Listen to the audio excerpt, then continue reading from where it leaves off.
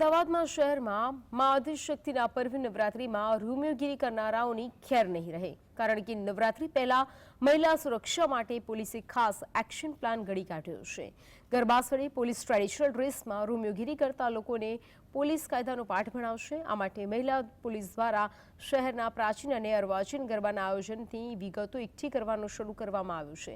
શહેરના તમામ પોલીસ સ્ટેશનમાં શી ટીમ તૈનાત કરાશે તથા પાર્ટી પ્લોટ અને શેરી ગરબામાં આયોજકોએ સીસીટીવી ફરજિયાત આપવા પડશે, જેના દ્વારા આપણે નવરાત્રિમાં પોલીસ ચાંપતી નજર રાખશે તથા ગરબા આયોજનમાં પણ રોડ તરફ કેમેરા ન હોય ત્યાં કેમેરા લગાવવાની સૂચના આપી દેવામાં આવી છે।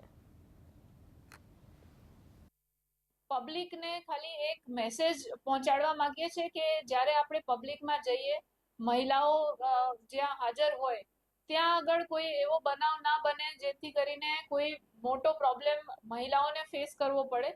એના માટે મહિલા પોલીસ સ્ટાફ ગમે ત્યાં હાજર હશે। આ વસ્તુ પબ્લિક સુધી પહોંચવા ખૂબ જ જરૂરી છે, કારણ કે જરૂરી નથી કે જે પણ આપણે પોલીસ જોઈએ કે વાહનો જોઈએ એ પોલીસના ડ્રેસમાં કે પોલીસના લેબલ્સ સાથે આવશે।